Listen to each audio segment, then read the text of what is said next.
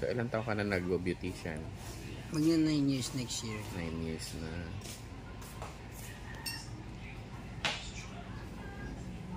Hindi mo tapos pag-aaral mo? Dapat culinary. Wow, culinary. O, ano nangyari? Namatay kasi papa ko eh. Dahil? Opo. Ano siya?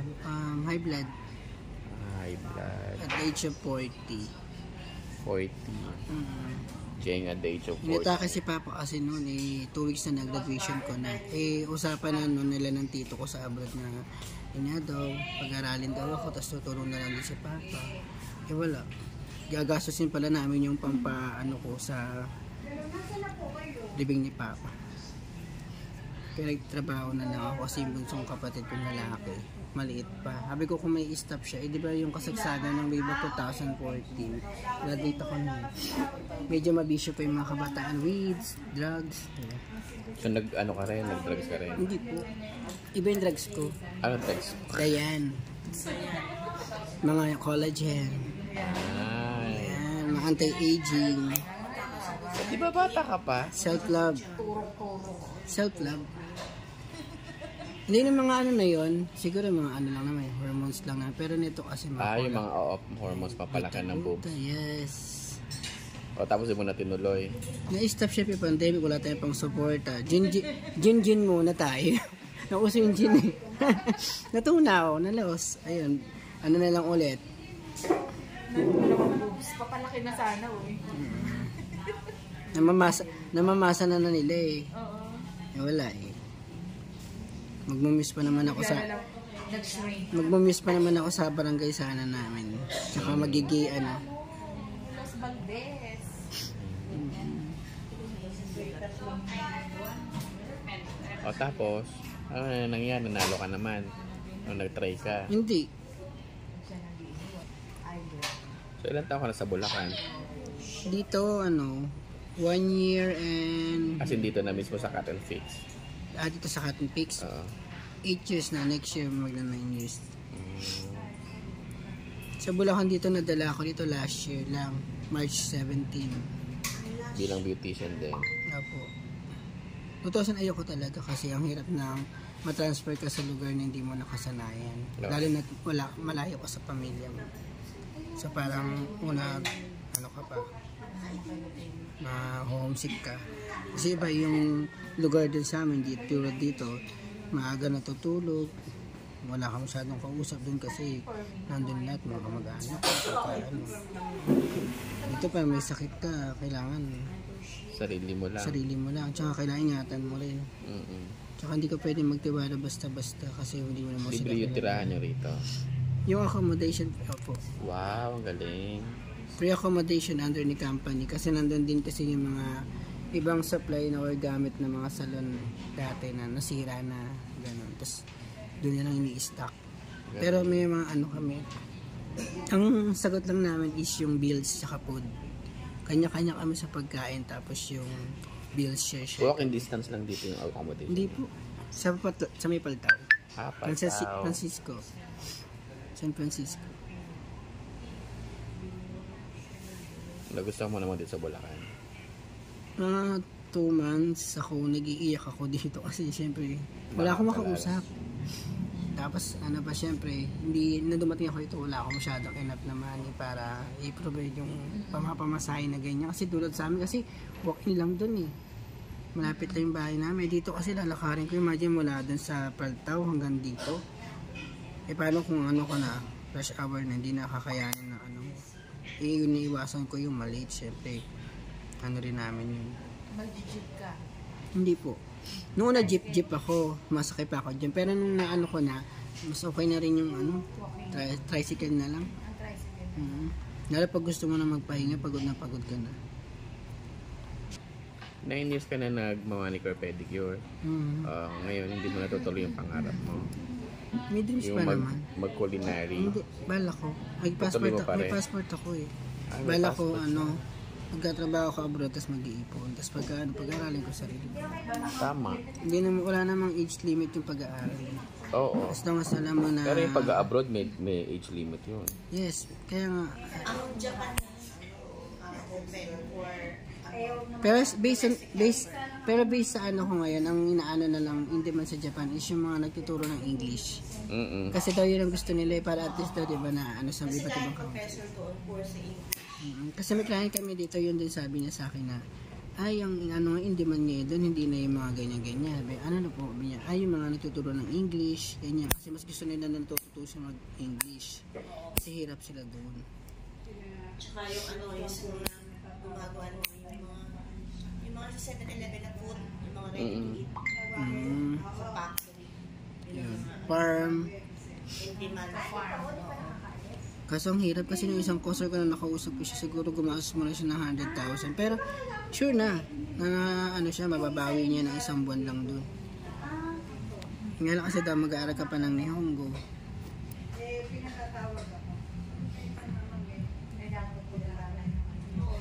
Kailan mo plano mag-aaral? Bala ko pag-uwi ng mama ko Nasa ba mama mo? sa Mongolia. Wow, China. Bilang? DH. Di at least may sustento ka pala sa magulang mo. Hindi, never ako humingi ng sustento. Wow, ang bait. Kasi alam ko yung ihirap nung magulang doon sa abroad. Kasi imagine, Kaya nag-self-work na. worth 20,000 a month. Kasi tiisin niya yung gutom niya doon para sa amin. Tapos yung mga kapatid ko, 3 na lang po. Pangalay ka. Hindi, pangatlo ako. 3 na lang dahil. Ikaw bunso pala. Namatay yung kuya ko. Bakit? Suicide. Oh my God. Ayun nga po, ayun ang ayoko mangyari sa kapatid kong bunso. Syempre pagka nag-ano ng drugs. Diba? Okay.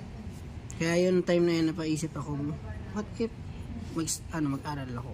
Isipin ko yung sarili ko. May tendency na mangyari yun sa kanya. Kasi nakikita ko na siya, napag-weeds na siya nun eh.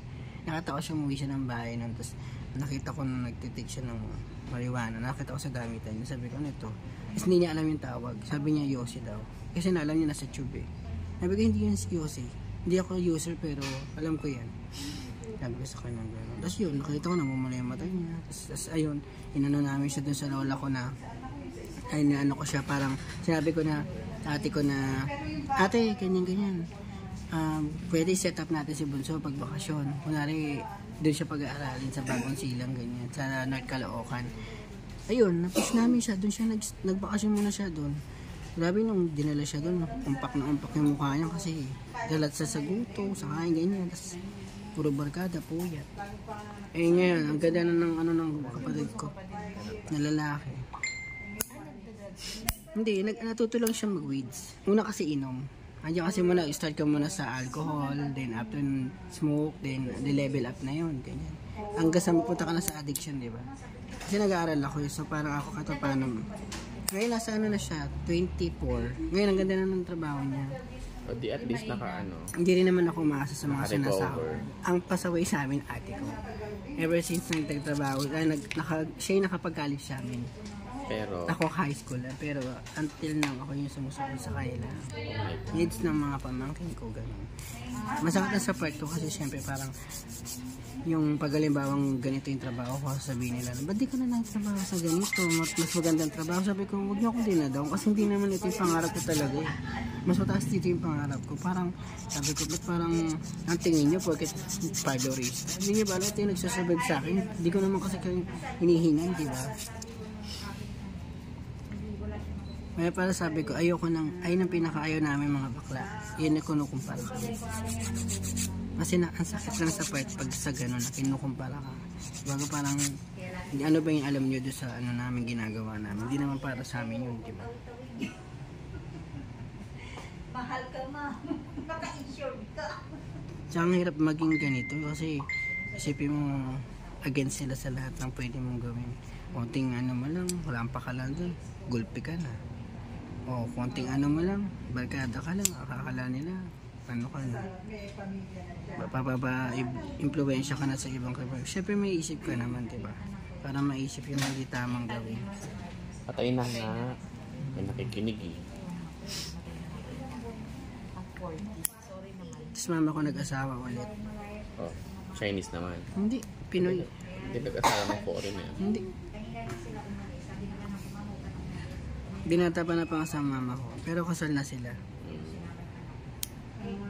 Okay naman. Masaya naman din naman ng mama ko. Kasi sabi ko, hindi ko naman pipigilan yung kasiyahan ng nanay ko kasi buhay niya yun. Kaya parang di namin mabibigay sa parent na yung gusto niya sa buhay niya. Buti hindi ka nagjojowa. Wala akong time. Wow, walang time. Buti pa siya walang time sa Hindi kasi kung isipin mo, kung magjojowa ako, gusto ko may pera ako. Tama. Kasi alam ko naman yung purpose ng lalaki. Pag sinabi ka I love you, diba? Siyempre kung bakla ako marupok, bayaran na lang kita for one night. Tapos iwanan mo na lang ako. Kaysa naman yung araw-arawin mo ako na niloloko. Tapos pag wala ka na ayun kasi sabi ng tatay ko sa akin, pinayagan ka namin buong pamilya na. Halos pinagplanuhan na nila na tanggapin ako. Malaking ano na yun sa akin. Baga parang, sabi nila, pinayagan ka namin maging ganyan. Hindi para magpaabuso. Tama. Baga bago ka lumabas ng bahay, ng pinto ng bahay, isipin mo, bababastos ba ako sa suot ko? Ang gano'n. Confident ka. Yung kasi pag umuwi ka dito, tumiiyak ka, sabi mo sa akin, pa, inubos niya yung pera ko, pa, ganito, ganyan. Siyempre, ang sasabi niya sa akin, hindi kita anak. Kasi, hindi mo inano yung sinasabi ko sa'yo, inaral eh. Pinag-aaral ka, tapos papauto ka sa ganyan. Be mature din ha. Correct. Bago yung mga ganyan, pamilya muna. Kasi yan yung pamilya, hindi mo papalitan yan. Jowa, mapapalitan yan. Kahit yan. Nariras ko yun na namatay tatay ko. Sabi ko, shit, wala nang papantay sa tatay ko. Makakahanap ako ng rebound or mga option na pwede sa nanay ko. Pero yung ng tatay ko, mahirap. Tawag dito. Yung ano masasabi mo sa mga pakalampasaway? Na ano ba yung issue do sa CR na nagwala? Natatandaan mo yung sa Cubao? Buhay ka na maramang. Pero tayo. Depende kasi sa sitwasyon eh. Kasi kung ako man din yung gano'n. Kung pinagdalaban yung dapat sa CR ng babae siya mag-CR. Para sa akin naman, wala naman ding masama kung doon eh. As long as hindi naman sila nakangboboso, intention lang din naman nila is mag-CR lang naman din, di ba? Kasi ang pangat naman kung isipin mo naka-cross dresser ako, tapos punta ako CR na lalaki. Diyon, baka pwede pa kami mabuli. Kasi sabihin, uy, bakla, doon kami mabubuli. Pag sa babae, nangyari na sa amin yan sa Timog. Nag-party kami. Sa Timog? Corales po. Oo, Corales. Yung sinabi sa amin ng babae? Ay, ba't nandito kayo dito si ng babae? Ay, ng bakla. Wala naman nakalagay na bakla. Doon sabi ko, di gayon, meron na. Sabi ko parang ikaw, bakla ka. Kung pikun ka, kasi bakla ka na nga, di ka pikunin, di ba? Nilaro na namin yung babae. Yun, nakapasok kami si buti hindi kayo Parang sa amin kasi, don't make nonsense issue, di ba? Parang sabi, itawa mo na lang yan, deadmahin mo na lang yan. Hindi naman sila may-ari ng CR eh. Buti hindi kayo nagsuntukan o nag-away pa doon. Ang sabi lang namin sa kanya, be professional. Baga kung papatulan namin yun, ba't sila ba may-ari na siya? Sige, kung bahay nila yun, share na lang tayo sa iba. Ganon. Pero kung ang under naman din siya ng mga yung mga future teachers na nag-cross-dress. Okay ba sa'yo yun? Yung mga? Future teacher na nag-cross-dress. Choice naman din kasi yun. Pero yung mga eskwelahan, siyempre pinagbabawal mo. Hindi naman kasi mawawala yan eh. Kaya nga may ibang na gay na mas gusto nila yung nagko-call center kasi no gender identity. Para malaya ka nga daw. Which is dapat talaga, yun yung dapat maging i-focus talaga na parang wala naman din yan sa appearance ng tao eh. Pagka para dapat sa na lang, sa skills na lang. May mga tattoo, bawal din, di ba? Okay. Sa ibang basta kapag trabaho kahit may tattoo, di ba? As long as kaya mong gawin, as long as kaya mong gawin yung job mo, why not, di ba? Hindi mo maapekto yung tattoo o yung pananamit mo, itsura mo dun sa trabaho ang pinapasok mo. So, since nagagawa mo siya ng tama at maayos, why not? Hindi naman apektado yung skill. Parang dito sa amin, gender identity, parang at least kahit paano. Nakapagtrabaho kami ng malaya, tsaka nagagawa namin yung trabaho ng maayos. Perfect. Parang Q&A to